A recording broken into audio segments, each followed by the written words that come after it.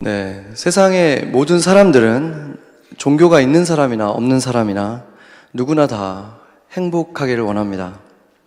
그래서 그 행복한 삶을 위해서 무엇이 필요한가, 그 필요를 쫓아가고 그 필요들을 통해서 행복을 갖기를 원하는 것입니다. 그래서 생각해보면 결국 우리가 시간을 들이고 에너지를 들이고 나의 삶에 내가 가진 것들을 들여서 궁극적으로 갖고 싶은 것은 바로 그 행복이라고 해도 과언이 아닐 것입니다.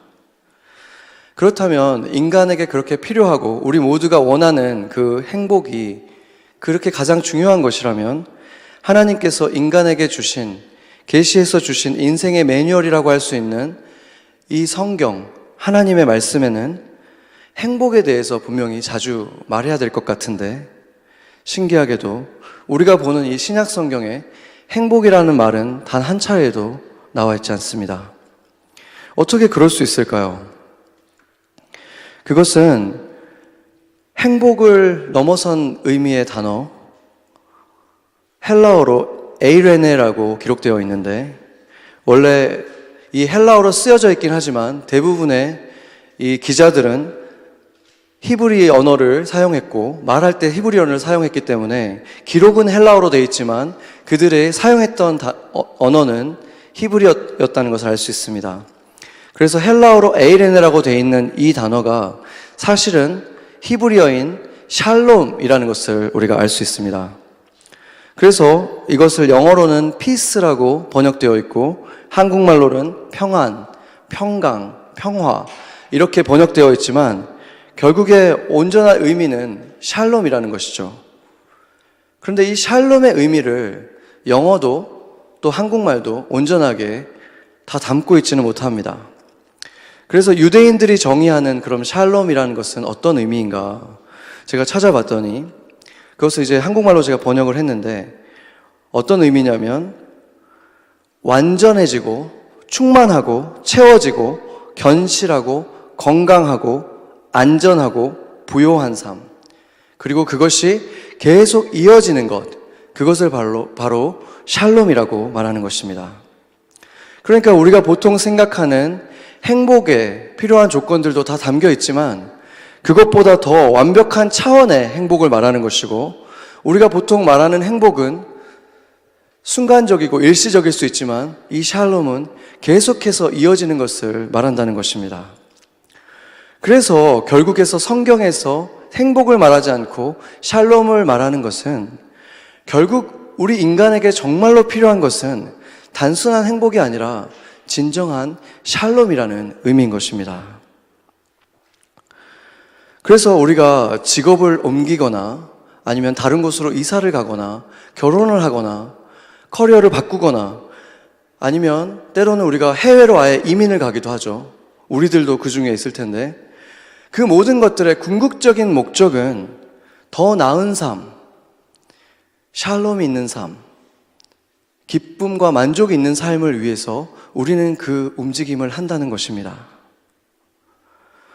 제가 잘 아는 한국에서 알았던 한 가정이 있는데 여기 동부는 아니고 미국의 다른 지역으로 이민을 왔습니다. 아버지는 한국에서 꽤 괜찮은 직장을 다녔고 또 학군도 괜찮은 강남에서 살았었는데 그에게 이제 직장을 통해서 이민 올 수 있는 기회가 생겼습니다. 그런데 그 갈 수 있는 그 곳을 보니까 아주 좋은, 안전하고 좋은 동네고 해서 결국에 그들은 한국을 떠나서 이민을 오기로 결정을 했습니다.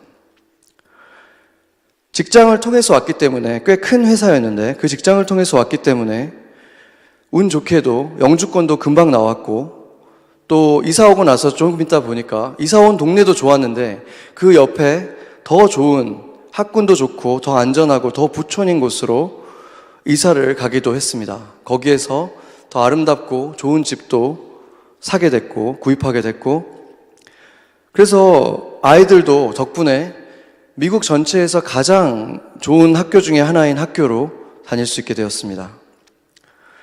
그리고 당연히 그 학교, 그 주변의 아이들처럼 음악 학원 또 운동 학원을 다니게 됐는데 그 음악과 운동에서 또 한 아이는 운동에서 금메달을 따기도 하고 그래서 모든 것이 다 순조롭게 원했던 대로 이루어지는 것 같았습니다. 그 모든 것들을 보면 가장 이상적인 모습으로 이민을 왔다고 볼 수 있겠죠. 그들이 꿈꿨던 것, 아이들에게 정말 좋은 교육 환경을 마련해주고 싶었던 그 꿈을 쫓아왔고 그 꿈은 다 이루어지는 것 같았습니다. 그 모든 조건들은 다 갖춰진 것이죠. 그런데 시간이 지날수록 아이들도 어른들도 모두 여기에서의 이 삶이 지옥 같다고 말하기 시작했습니다. 처음에 이 이야기는 우리가 생각할 때는 정말 이상적인 스토리였습니다. 좋은 직장, 영주권, 부유한 동네, 그리고 최고의 학교. 이 모든 완벽한 조건으로 이민 오는 경우도 거의 드물 것입니다. 우리가 꿈꾸는 이상적인 조건들을 다 갖게 되었는데 삶이 지옥이라고 할 만큼 그들의 기대와는 정반대로 이제는 서로 만날 때마다 부딪히고 불화가 넘쳐나서 이제는 아이들까지도 지옥 같다고 말하는 그러한 상태까지 된 것입니다. 가장 좋은 가정 환경을 만들어주고 교육 환경을 만들어주고 싶어서 온 곳인데 정반대로 최악의 교육 환경이 되고 만 것입니다. 행복을 위한 수단들, 조건들은 다 갖춰졌는데 정작 평안과 행복은 주어지지 않은 것입니다. 이 얼마나 불행하고 슬픈 이야기입니까? 그러나 정반대의 이야기들도 있습니다. 제가 미국에 처음 왔을 때 영어학원에서 만났던 한 친구가 있는데 그 친구를 보면 예수님을 믿기 전에 제 모습이 생각이 나서 너무 전도하고 싶어서 제가 정말 열심히 적극적으로 전도를 했는데 전도를 하려고 할 때마다 결국에 마지막에 논쟁으로 끝나곤 해서 그 후로는 제가 그냥 1년에 한두 번 만나면서 그냥 예수님이 사랑한다는 걸 느끼게 해줘야 되겠다. 그래서 만남을 끊지는 않고 지금까지 계속해서 만나왔습니다. 그런데 제가 작년에 그 친구를 만났는데 그 친구가 갑자기 교회를 다닌다고 하는 거예요. 그래서 처음에는 정말 믿기지가 않을 정도였어요. 워낙 강경하게 안 가려고 했기 때문에. 그래서 물론 제 기도의 응답이기도 하지만 너무 놀라서 제가 물어봤습니다. 어떻게 교회를 가게 됐느냐. 그랬더니 자기가 아주 가깝게 지내는 후배 부부가 있는데 그 친구는 좀 자신감이 항상 넘치고 또 하는 일도 좀 잘 되고 하기 때문에 좀 자신이 좀 잘 나간다고 생각하는 그런 형제였어요. 근데 그 친구에 비해서 그 후배 부부는 항상 그냥 별 볼 일이 없고 그냥 평범한 그런 부부였답니다. 그런데 그 부부의 삶에 굉장히 암울하고 슬픈 일이 일어난 거예요. 그래서 이 친구가 생각할 때는 아마 신앙도 잊어버리고 뭐 술독에 빠지거나 아니면은 정말 인생 자체를 포기하는 거 아닐까? 이런 걱정이 들 정도로 그런 굉장히 슬픈 일이, 안타까운 일이 일어났다고 합니다. 그래서 그 친구, 그 부부를 찾아갔는데 이 부부를 만나고 깜짝 놀란 거죠. 오히려 이 부부의 눈빛은 자신보다 더 평화로워 보이고 미소까지 지으면서 이렇게 말하는 거예요. 예수님께서 이 힘든 시간에 저희랑 함께 해주고 계셔서 저희가 평안할 수 있습니다. 그러면서 도리어 이 친구한테 전도를 하는 거예요. 교회도 더 열심히 다니고. 그때 이 친구가 내가 교회를 가봐야 되겠다 하는 생각을 갖게 됐답니다. 이런 사람은, 자신이 잘난 줄 알고 살아가는 이런 사람은 아마 엄청 성공한 기독교 사업가 정도는 만나야 좀 전도가 되지 않을까? 그런 생각을 할 텐데 오히려 완벽한 반전이 일어난 것입니다. 정말 자신이 보기에 별 볼 일이 없는 이 사람이, 이 부부들이 가지고 있던 설명이 안 되는 이 평강이 이 사람의 마음을 두드린 것입니다. 배가 난파될 것 같이 불안해 보이는 그 삶에 들어가 봤더니 오히려 자신에게도 없는 그 깊은 고요와 평안이 그들에게 있는 것을 보고 이 사람의 마음이 움직인 것입니다. 왜냐하면 자신이 경험했던 행복들은, 세상이 주는 행복은 언제나 일시적일 뿐이고 마치 비눗방울처럼 조금만 상황이 어긋나면 사라져 버리는데 세상의 조건이 하나도 없는 것 같고 거의 없어 보이는 그런 상황에도, 어둡고 암울한 상황 속에서도 결코 잃어버리지 않는 것이 바로 그들이 가졌던, 그리스도인들이 가지는 샬롬이기 때문인 것입니다. 그리고 이 샬롬은 자신에게만 머물러 있지 않고 자신이 힘든 상황에도, 아주 작고 초라한 상황에서까지도 다른 사람들을 긍휼히 여기는 마음으로 나타나고 다른 사람들에게 퍼져나가고 다른 사람들에게 울림이 되는 것입니다. 그래서 샬롬은 어느 때보다 가장 많이 쓰이는 때가 바로 인사할 때 쓰입니다. 다른 사람들을 축복할 때 가장 많이 쓰이는 이 단어가 샬롬인 것입니다. 샬롬의 많은 의미들 가운데 하나가 평화라고 했잖아요. 평화라는 것은 언제나 대상이 있는 거죠. 혼자 평화로울 수는 없죠. 평화는 대상이 있는 건데, 그렇기 때문에 샬롬은 언제나 누군가를 향해서 퍼져나가게 되어 있는 것입니다. 삶이 평화로울 때도, 고통의 골짜기에서도 이 샬롬은 언제나 퍼져나가고 흘러나갑니다. 이 샬롬의 주인이 누구입니까? 바로 평강의 왕이라고 이사야가 말했던 바로 예수님이셨죠. 이사야가 평강의 왕이라고 했을 때 이 평강이 바로 샬롬이었습니다. 샬롬의 왕, 예수님께서는 자신이 누구를 도와줄 수 없을 것 같은 가장 비참한 그 순간에 자신보다 다른 사람들을 먼저 바라보고 그들의 안위를 걱정했습니다. 누가복음 23장 28절을 보겠습니다. 이때 예수님께서는 비틀거리면서 그 무거운 십자가를 지시면서 피를 흘리고 정말 넘어질 듯 힘겹게 그 십자가를 지고 가고 계셨는데, 그 모습을 보고 이스라엘의 여인들이 슬피 울었습니다. 그런데 그 여인에게 오히려 예수님이 이렇게 말씀하신 것입니다. 예루살렘의 딸들아, 나를 위하여 울지 말고 너와 너희 자녀들을 위해서 울어라. 어떻게 가장 비참한 순간에 있는 그분이 오히려 십자가를 지고 있지 않은 다른 사람들을 위해서 걱정을 하고 이런 얘기를 할 수 있을까? 바로 그분 안에 이 평강, 이 샬롬이 있었기 때문인 것입니다. 그리고 그 길의 끝에 십자가에 달리신 예수님께서는 그 모든 수치와 가쁜 숨을 쉬시면서도 기도를 하셨는데, 그 기도를 해준 대상이 바로 자신을 조롱하고 모욕하기 위해서 모여 있었던 관리들이었습니다. 누가복음 23장 34절 이렇게 말하고 있습니다. 같이 한번 읽어보겠습니다. 아버지여, 저들을 사하여 주옵소서. 자기들이 하는 것을 알지 못함이니이다. 이 평강, 세상에서는 본 적도 없고 알 수도 없는 이 놀라운 샬롬이 바로 그리스도인들의 삶에서 울려 퍼지는 이유는 우리의 주인이시고 우리가 그 안에, 그리스도 안에 있는 그분이 바로 평강의 왕이시기 때문인 것입니다. 여러분에게는 이 샬롬이 있습니까? 이 평강이 있습니까? 그렇다면 행복의 조건들, 세상이 말하는 행복의 조건들을 다 가지고 있지 않아도, 그들이 사실은 진정으로 원하는, 그들이 보고 있지 않아도 사실은 그들이 정말 꿈꾸고 있는 그 평강을, 그 샬롬을 여러분은 이미 가진 부요한 자들인 것입니다. 여러분은 이 평강이 있습니까? 만약에 여러분에게 이 평강, 이 샬롬이 없다면 인생의 풍파가 올 때마다 그대로 떠밀려 다니다가 무너지는 일들이 다반수일 것입니다.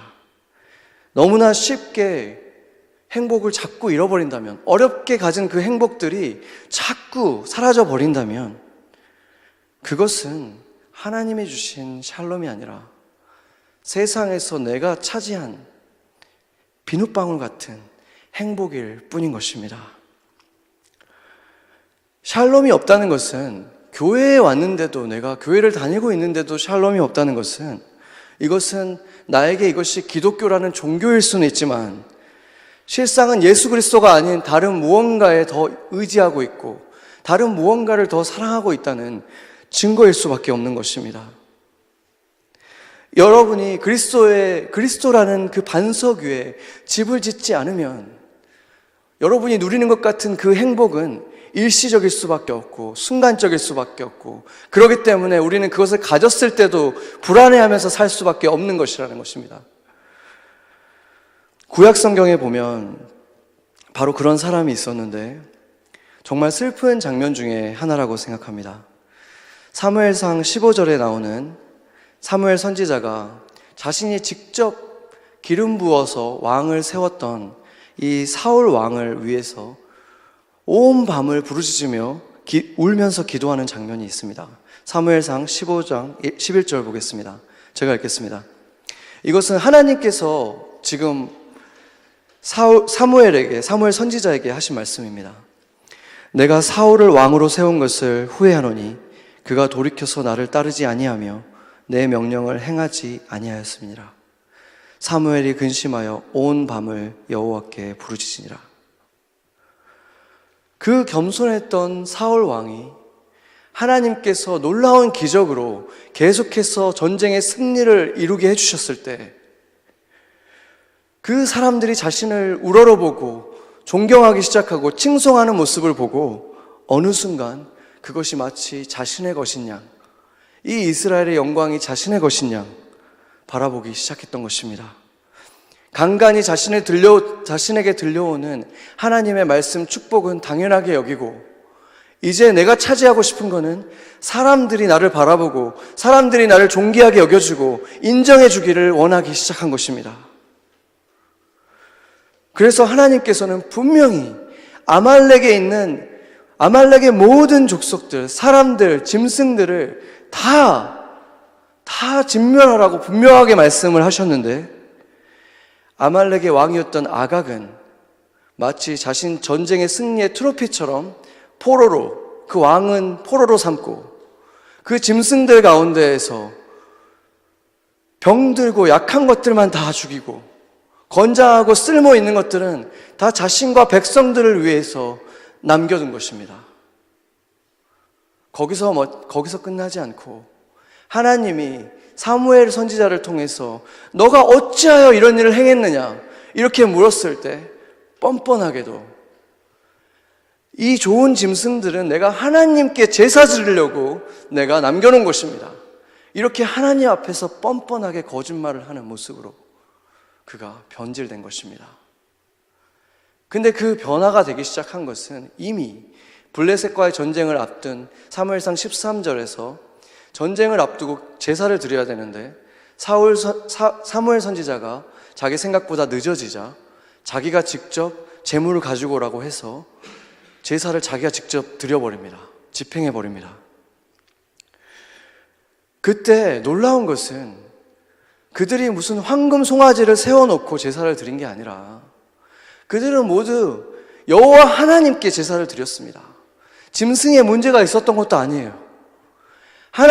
여호와 하나님께 제사를 드렸는데도 하나님은 이것을 우상 숭배라고 했어요.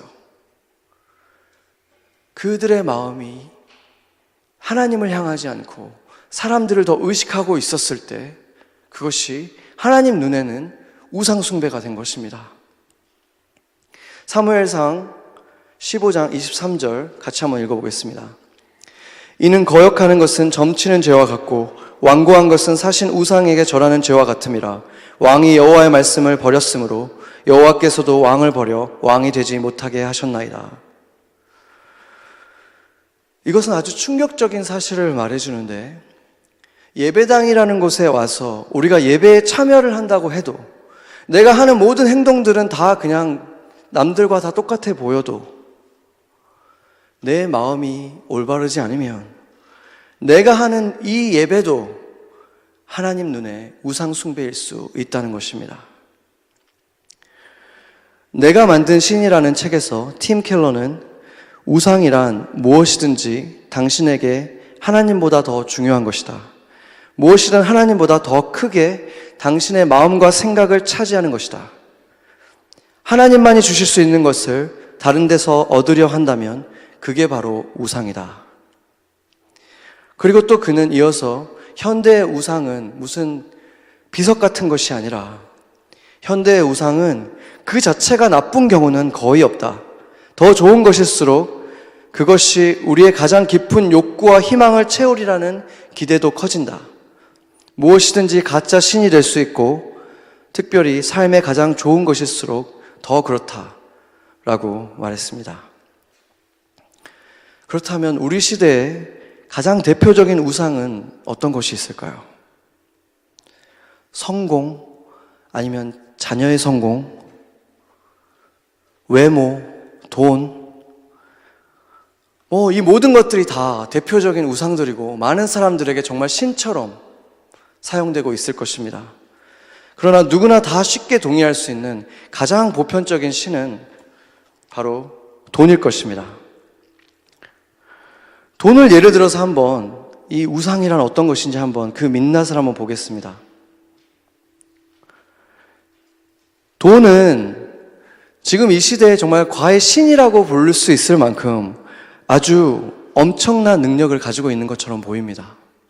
사람들의 걱정하는 것들, 사람들이 기뻐하는 것들, 사람들의 삶을 움직이는 그 원동력이 뭔가 들여다보면 대부분의 돈이 있거나 돈과 연관되어 있을 때가 얼마나 많습니까?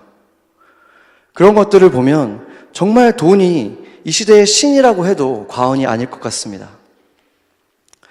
그런데 과연 이 돈이 우리에게 정말 필요한 걸 줄 수 있을까요?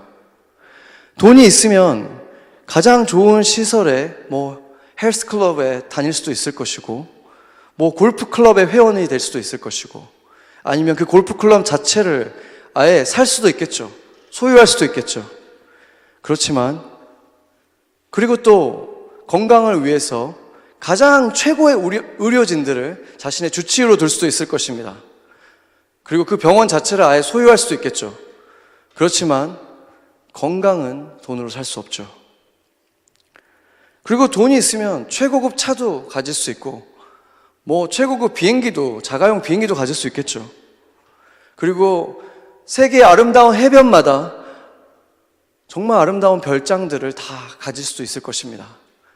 그러나 그 돈으로 그 모든 것을 다 같이 누릴 수 있는 화목하고 서로 사랑하는 가족들은 돈을 주고 살 수 없는 것입니다.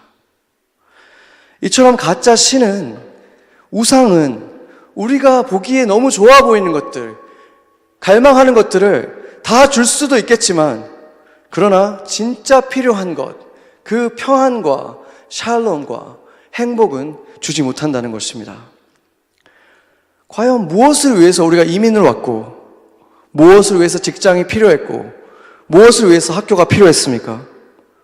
정말 필요했던 것은 내 안에 정말 그 기쁨이 원하고 내 자녀가 건강하게 자라서 기쁨이 있는, 만족이 있는 삶 살기를 원한 것이 아닙니까?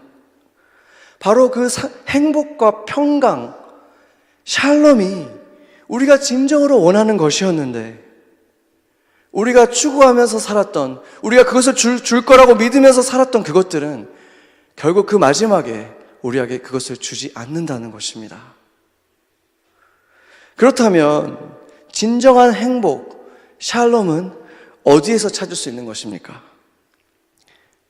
바울은 우리의 마음의 눈이 열려야 그것을 볼 수 있다라고 말하고 있습니다. 마음의 눈이 열려야 샬롬을 발견할 수 있는 것입니다. 오늘 본문 17절, 18절을 한번 같이 보겠습니다. 17절, 18절 한번 같이 읽어보겠습니다. 우리 주 예수 그리스도의 하나님, 영광의 아버지께서 지혜와 계시의 영을 너희에게 주사 하나님을 알게 하시고 너희의 마음의 눈을 밝히사 그의 부르심의 소망이 무엇이며 성도 안에서 그 기업의 영광의 풍성함이 무엇이며. 지혜와 계시의 영, 성령을 통해서 예수 그리스도를 진정으로 알 때만, 그냥 그 이름을 알고 그분이 누구인지 아는 게 아니라 내가 그분을 직접 알 때, 관계를 맺는 그 알미 될 때, 그때 내 마음의 눈이 열어져서 그 하나님을 볼 수 있게 된다는 것입니다. 한마디로 눈을 뜨라는 것입니다. 깨어 있으라는 것입니다. 하나님의 부르심의 소망이 무엇인지, 내가 소망을 가질 수 있는 그것이 무엇인지 보라는 것입니다. 이처럼 우리가 무엇이든지 쉽게 우리의 우상이 되어버리는 이 시대에 살면서 우리가 정신을 바짝 차려야 된다는 것입니다. 어떻게 우리가 깨어있을 수 있느냐, 어떻게 우리의 삶이 지금 온전한 길로 가고 있는지, 아니면 또 뿌옇게 우상을 신으로 삼게 되는지 보기 위해서는 질문을 해야 됩니다. 나는 지금 왜 이것을 하고 있는가? 내가 지금 왜 여기에 시간을 쏟고 있는가? 왜 에너지를 쏟고 있는가? 나는 도대체 무엇을 믿으면서 살고 있는가? 이 질문을 꾸준히 해야 된다는 것입니다. 여기 과학을 전공하신 분들도 있겠지만, 미국이 국가 주도의 휴먼 게놈 프로젝트를 진행하고 있다고 합니다. 그게 DNA 유전자 지도를 만드는 그런 일인데, 이것을 총괄하고 있는 분이 프란시스 콜린스 박사님이신데, 이분은 원래 하나님을 믿지 않는, 전혀 신앙적인 배경이 없이 자랐고 또 신앙적인 배경이 없었던 그런 분이었답니다. 이분이 의사로서 병원에서 일할 때가 있었는데, 그때 그분이 만났던 한 할머니가 있었습니다. 아주 심각한 심장 질환을 앓고 계셨기 때문에 굉장히 힘들고 고통이 동반되는 치료들을 계속 받으셔야 했는데도, 이분은 항상 이 콜린스 박사님에게도 또 다른 의료진들에게도 항상 친절하게 감사를 표현하고 미소를 지어주셨던 그런 되게 좋은 분이었답니다. 근데 그분이 어느 날 이 콜린스 박사님에게 질문을 한 거예요. 질문이 아니라 먼저 이런 얘기를 했어요.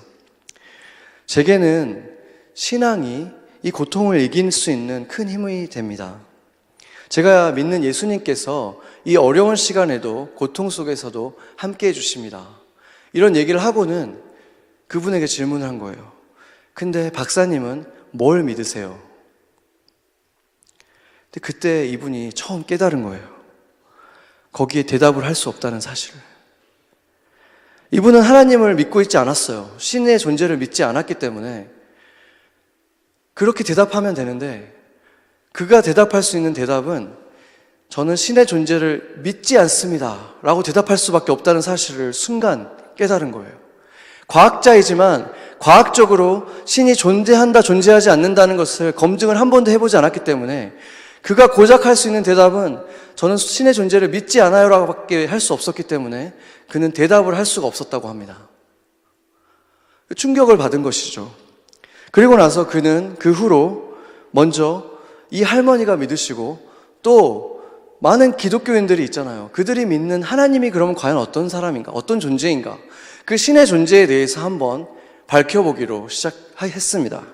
그래서 그분이 처음 찾은 것이 그 병원 근처에 있던 어떤 목사님을 만나서 책을 추천을 받았는데, C.S. 루이스라는 분이 쓴 순전한 기독교라는 책이었습니다. 옥스포드의 그 영문학자고 또 교수님이셨죠. 그 순전한 기독교를 읽기 시작하고 그것을 시작으로 이제 그 증거들을 찾기 시작했습니다. 처음에 당연히 그는 이것을 수집하면 수집할수록 그 할머니나 기독교인들의 입장이 참 난처해질 것이다, 이렇게 생각을 했는데, 시간이 지날수록 그 예상을 깨고 도리어 신이 존재해야만 가능한 과학적, 수학적, 철학적 증거들을 계속해서 마주하게 된 거예요. 그것을 제가 지금 이 시간에 다 이분이 얘기했던, 간증했던 것들을 다 얘기하지 못하겠지만, 그분의 솔직한 결론이 뭐였냐면, 그분의 결론은 신이 존재하지 않는다고 주장하는 것에 더 큰 믿음이 필요로 하다는 것을 깨닫게 된 것입니다. 무슨 말인지 아시겠죠? 신이 존재한다는 것보다 존재하지 않는다고 주장하는 것에 더 큰 믿음이 필요로 한다는 것을 이분이 깨닫게 된 거예요. 그렇게 고백할 수밖에 없게 된 거예요. 그리고 그분은 이제 예수님을 믿는 그리스도인이 되셨습니다. 그렇다면 우리가 믿고 또 이분이 믿게 된 성경에서 하나님은 어떤 분으로 나타나 있습니까? 성경에서는 하나님이 어떤 분이라고 말하고 있습니까? 성경에서는 하나님이 지혜가 끝이 없는 분, 능력이 끝이 없는 분이라고 말하고 있죠. 그리고 그 지혜와 능력으로 이 모든 세상을 지으셨다고 말씀하셨어요. 하나님께서는 그 세상을 그냥 지으신 게 아니라 사랑하셨죠. 그래서 이 모든 창조물들을 지으신 다음에 기뻐하셨어요. 무척 기뻐하셨어요. 근데 그리고 나서 마지막으로 지은 것이 우리였습니다. 남자와 여자. 마치 그 모든 것들을 우리를 위해서 지어준 것처럼 모든 것을 다 마련하신 다음에 지은 존재가 우리들, 사람이었어요. 그리고 나서 하나님께서는 가장 기뻐하셨어요. 왜 기뻐하셨냐면 우리를 지을 때 아주 특별하게 지으셨는데 그분의 형상으로 지었다고 하셨어요. 그분을 닮은 아들, 딸로 우리를 지으셨다는 거예요. 그분을 닮은 자녀로 우리를 지으셨다는 말은 무슨 말이냐면 우리를 짓고 나서 그분이 너무 기쁘셨는데 아이를 낳은 분들은 더 잘 아시겠지만 처음 그 아이를 우리가 품에 안았을 때 그 말할 수 없는 감격이 있잖아요. 정말 그 감격, 말로 표현할 수 없는, 정말 울지 않을 수 없는 그 감격이 있는데 하나님께서 그 감격을 느끼셨다는 거예요. 심히 좋았더라. 창세기 1장 31절에서 이렇게 말하잖아요. 심히 좋았더라. 너무 좋으셨다는 거예요. 아직 아무것도 한 것이 없는데 그냥 태어나만 줬는데 너무 좋으셨다는 거예요. 바로 그것이 하나님께서 우리를 지으신 첫 번째 목적입니다. 그냥 보시고 좋아하시기 위해서, 사랑하시기 위해서, 그냥 보는 것만으로도 기뻐서 어쩔 줄 모르는 그러한 존재로 저와 여러분을 지으셨다는 것입니다.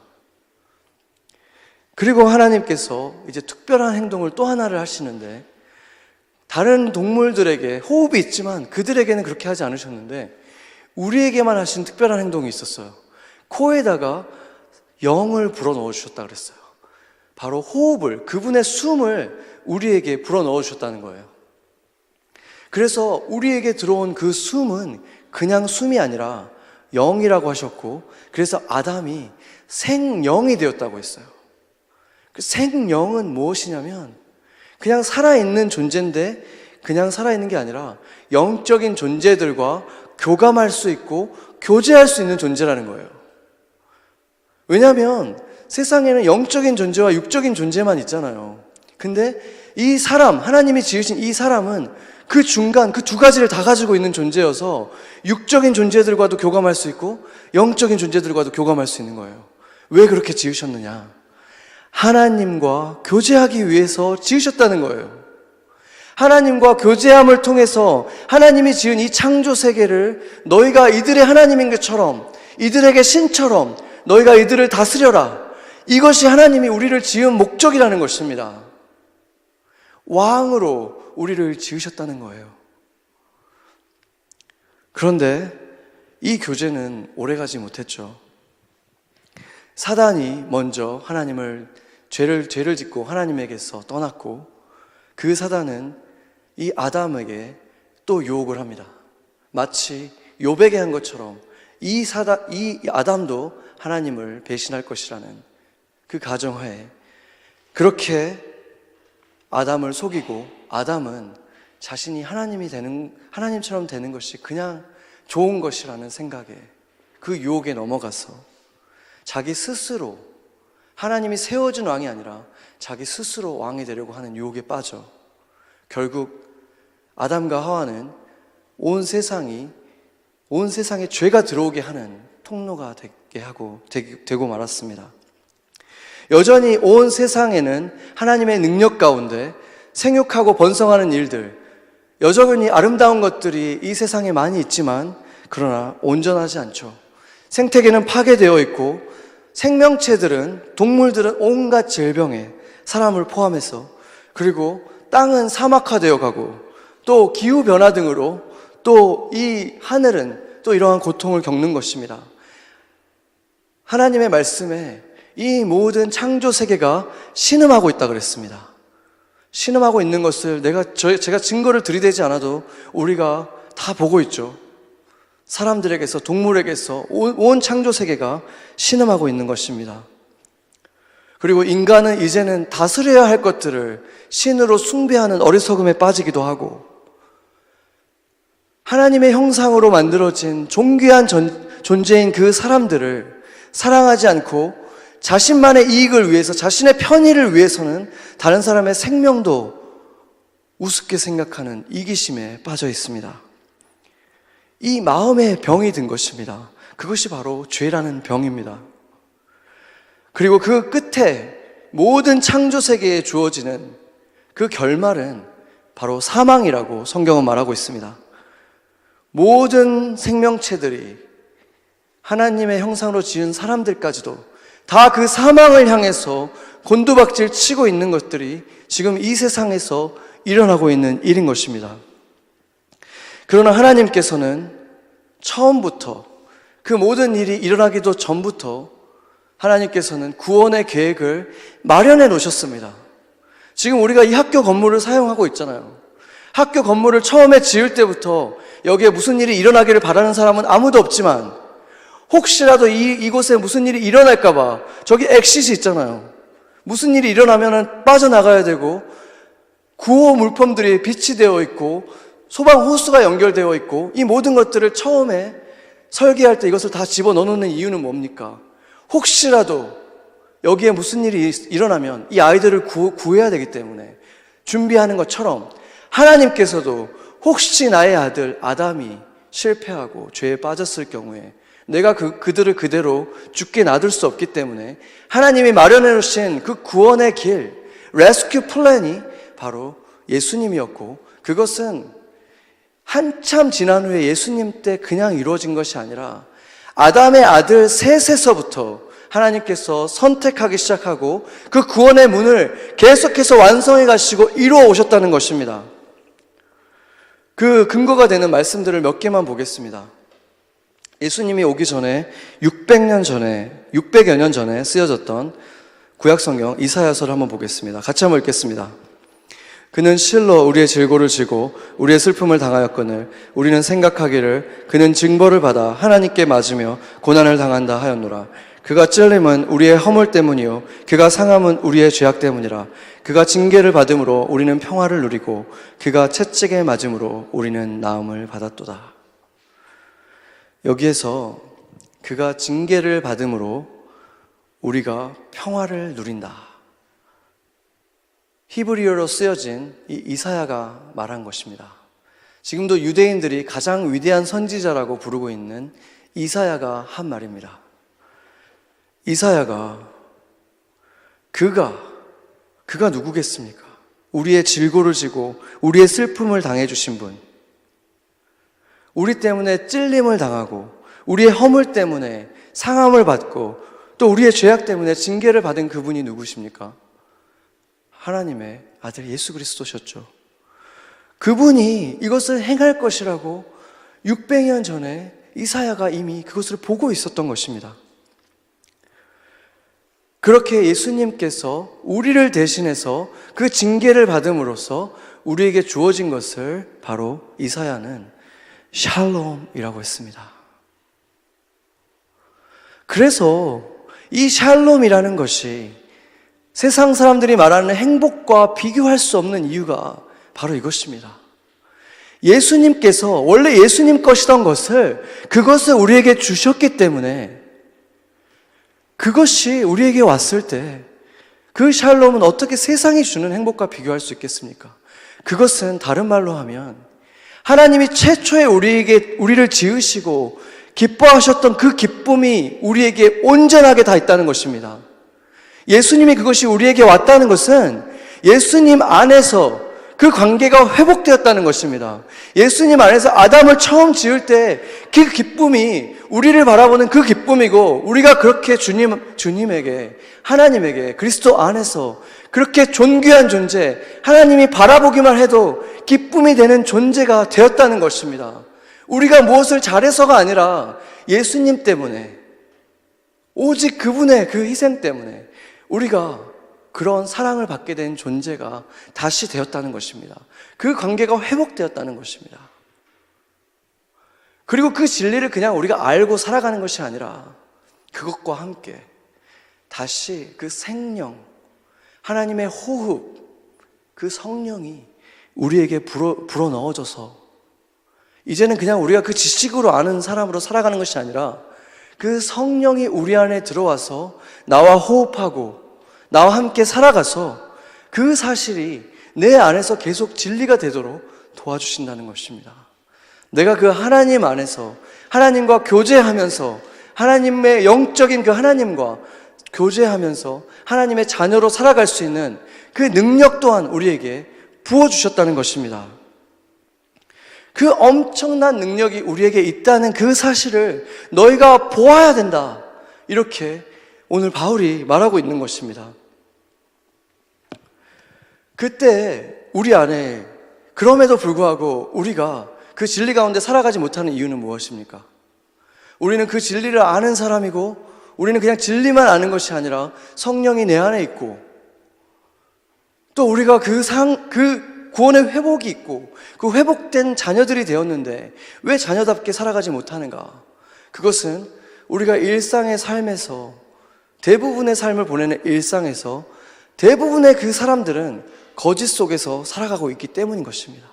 그들은 예수 그리스도를 알지 못하고 내가 하나님의 자녀인 것도 알지 못하고 내가 세상에서 보이는 행복을 갖고 있지 않으면 내가 행복이 없는 사람인 것처럼 그들은 바라보기 때문에 그런 것입니다.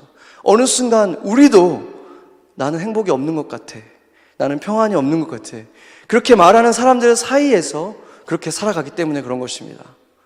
그래서 하나님께서 예수님께서 또 바울이 우리에게 모이기를 힘쓰라.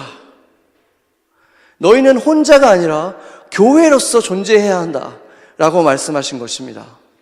그냥 시간 날 때 모여라가 아니라 모이기를 힘쓰라는 말은 그래야만 너희가 육적으로도 영적으로도 하나님께 드려진 자녀로 살아갈 수 있기 때문에 더욱 모이기를 힘쓰라는 말입니다. 그렇게 하나님은 우리를 그냥 한 사람 한 사람의 하나님의 자녀로 그냥 놔두신 것이 아니라 처음 그 레스큐 플랜을 짜실 때부터 하나님은 하나의 공동체, 주님의 공동체, 주의 이름으로 불리우는 그 공동체, 그리스도인들의 공동체, 교회로 부르셨다는 것입니다. 그 말씀 속에서 하나님이 어떻게 그 계획을 이뤄가시는지 몇 가지 말씀만 우리가 보겠습니다. 하나님께서는 계속해서 그 무리의 사람들을 선택하셨죠. 그리고 에베소서에 우리가 처음 봤을 때 너희를 세상을 창조하기도 전에 태초부터 내가 너희들을 선택했다라고 말하셨죠. 그 선택이 어떻게 이루어지고 있는지를 한번 보겠습니다. 하나님은 노아의 후손들 가운데 아브라함을 선택하셨고 아브라함의 자녀들 가운데 이삭을 선택하셨고 이삭의 자녀들 가운데 야곱을 선택하셨습니다. 그리고 그 선택은 언제나 그들 본인만을 위한 것이 아니라 그들을 통해서 그 선택받지 않은 대다수의 사람들을 축복하기를 원하는 것이었습니다. 말씀을 보겠습니다. 창세기 12장 2절 3절 같이 한번 읽겠습니다. 내가 너희로 큰 민족을 이루고 내게 복을 주어 내 이름을 창대하게 하리니 너는 복이 될지라. 너를 축복하는 자에게는 내가 복을 내리고 너를 저주하는 자에게는 내가 저주하리니 땅의 모든 족속이 너로 말미암아 복을 받을 것이니라. 복이 되게 한다는 복이 되게 한다는 것은 그냥 복을 받는 자라는 의미에서 멈추지 않습니다. 너 자체가 복이 되어서 너를 통해서 온 땅이 복을 받을 것이다. 모든 족속이 복을 받을 것이라고 지금 분명하게 말하고 있죠. 그러면 이제 그의 아들인 이삭에게 하신 약속을 한번 보겠습니다. 창세기 26장 4절입니다. 같이 읽겠습니다. 내 자손을 하늘의 별과 같이 번성하게 하며 이 모든 땅을 내 자손에게 주리니 내 자손으로 말미암아 천하 만민이 복을 받으리라. 내 자손이 복을 받으리라가 아니라 천하 만민이 복을 받으리라. 하나님의 목적은 처음부터 일관됐고 분명했던 것입니다. 그러면 창세기 28장 14절 야곱에게 주신 약속을 또 보겠습니다. 같이 읽겠습니다. 내 자손이 땅의 티끌같이 되어 내가 서쪽과 동쪽과 북쪽과 남쪽으로 퍼져나갈지며 땅의 모든 족속이 너와 내 자손으로 말미암아 복을 받으리라. 뭐라고 말하고 있죠? 이스라엘의 시조가 되는 야곱에게도 그 전에 이삭에게도 아브라함에게도 하나님의 계획은 내가 너를 선택한 것은 너만이 특별하기 때문에 선택한 것이 아니라 너만을 복주기 위해서가 아니라 너를 통해서 모든 민족을 복주길 원한다. 나는 너를 이 모든 땅에 나의 이름을 영광스럽게 찬양하는 찬양대로 너희를 부른 것이다 라고 하나님께서는 계속해서 말씀하고 계시는 것입니다. 그렇다면 이제 우리 교회의 목적은 무엇이겠습니까? 교회는 하나님이 왜 선택을 하셨겠습니까? 교회의 목적을 말씀해 주시는 것, 우리 주보에 지금 12년째 써 있죠. 마태복음 28장 19절 한번 읽어보겠습니다. 너희는 가서 모든 족속으로 제자를 삼아 아버지와 아들과 성령의 이름으로 세례를 베풀고 내가 너희에게 분부한 모든 것을 가르쳐 지키게 하라. 지금 그 결이 똑같죠. 모든 족속으로 천하 만민으로 똑같은 말을 계속하고 있는 거예요. 그리고 야곱에게 그랬잖아요. 북쪽으로, 동쪽으로, 남쪽으로, 서쪽으로. 여기서는 지금 온 열방으로 똑같은 말을 계속하고 있는 것입니다. 하나님의 계획은 언제나 이렇게 그룹의 사람들, 하나님이 믿는 사람들을 선택하고 하나님은 그들을 믿고 그들을 통해서 그들이 키가 되어서 찬양대가 되어서 온 열방에 그리스도의 이름을 높이고 그들을 주께로 인도할 것이다 라는 믿음을 가지신 것입니다. 그래서 우리를 선택하셨다는 것은 하나님께서 우리에게 그 구원의 키를 맡기셨다는 것입니다. 그래서 우리 교회가 뭐라 그랬죠?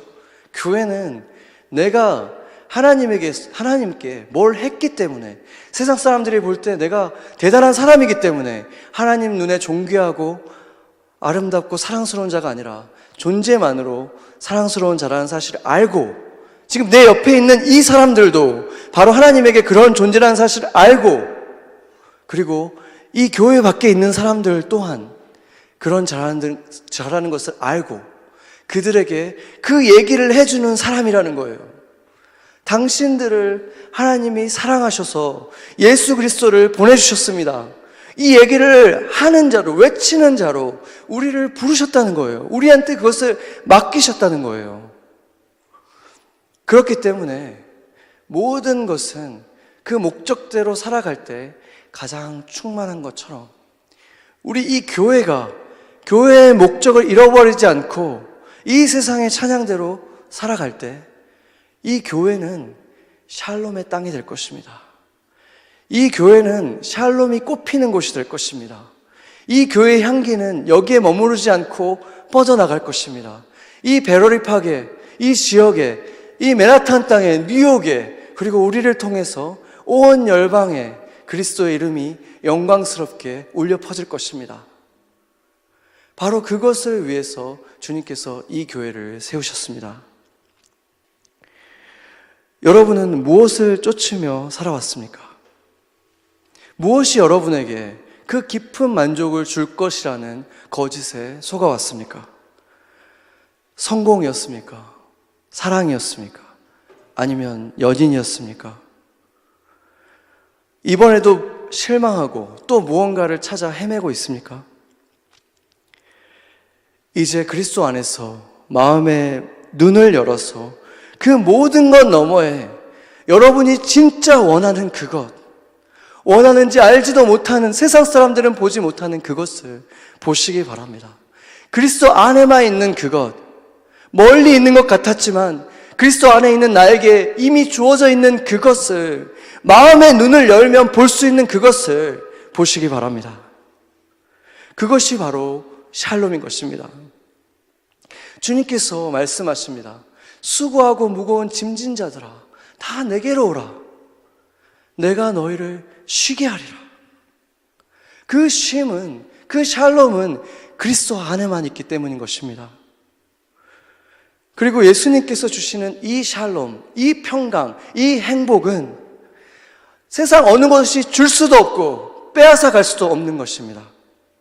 그것은 우리 안에서 내가 그것대로 살아갈 때, 내가 그 목적대로 살아갈 때, 교회로 살아갈 때 우리 안에서 콸콸 흘러나와 우리는 물론 우리를 만나는 모든 사람들을 적시고 그들을 살아나게 하고 생명을 주는 생명수가 될 것입니다. 같이 기도하시겠습니다. 하나님, 우리는